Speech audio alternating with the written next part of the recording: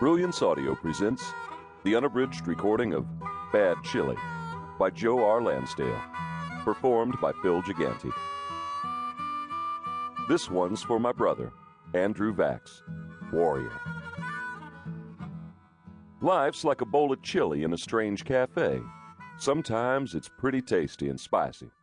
Other times, it tastes like shit. Jim Bob Luke. Chapter 1. It was mid-April when I got home from the offshore rig and discovered my good friend Leonard Pine had lost his job bouncing drunks at the Hot Cat Club because in a moment of anger, when he had a bad ass on the ground out back of the place, he'd flopped his tool and pissed on the rowdy's head. Since a large percentage of the club was outside watching Leonard pop this would-be troublemaker like a ping-pong ball, and since Leonard hadn't been discreet enough to turn to a less visible angle when he decided to water the punk's head, the management was inclined to believe Leonard had overreacted. Leonard couldn't see this. In fact, he thought it was good business. He told management if word of this got around, potential troublemakers would be saying, "You start some shit at the Hot Cat Club, you get that mean queer nigger on your ass, and he'll piss on your head." Leonard, taking into account the general homophobia and racism of the local population, considered this a deterrent possibly even more effective than the death penalty. The management disagreed, said they hated to do it, but they had to let him go. That wasn't enough of a heartbreak. About this same time, Leonard lost his true love, Raoul, again, and was in the mood to tell me about it. We drove out to a friend's pasture in Leonard's latest wreck, an ancient white rambler with a loose spring under the passenger's ass, set up some cans on a rotting log and took pot shots at them with a revolver while we talked beneath a bright blue cloudless sky.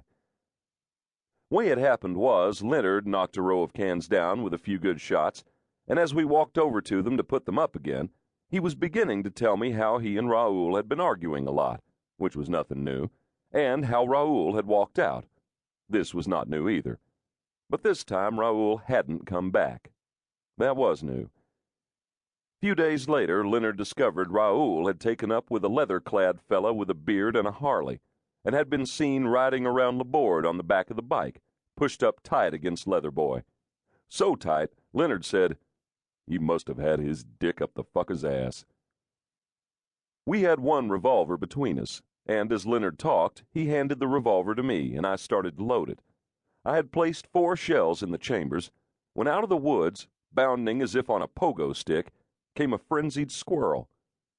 Let me tell you, if you have never seen an agitated squirrel, you have seen very little, nor have you heard much, because the sound of an angry squirrel is not to be forgotten. It is high-pitched and shrill enough to twist your jockeys up your crack.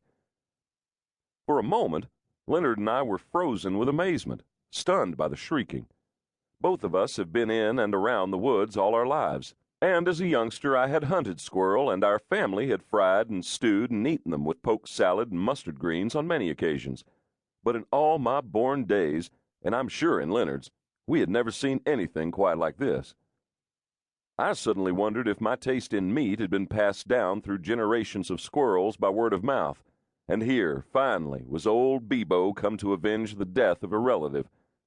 The rascal was bouncing 4 feet high at a leap, and after about 4 leaps it was totally clear of the woods, and was springing directly toward us. We broke and ran.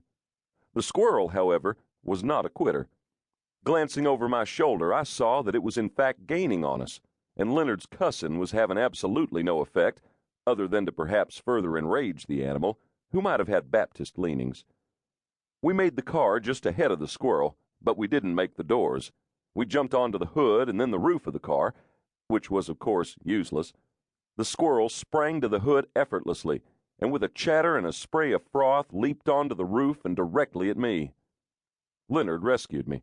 He swatted it aside with the back of his hand, knocked it twisting to the ground, where it did a kind of dance on 2 legs, regained its footing, then began to run hysterically about in a circle.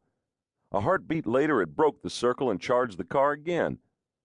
I opened up on the fucker. 3 shots in quick succession, but the way it was moving, all those battlefield tactics, zigzagging and whatnot, I succeeded only in throwing up some pasture dirt.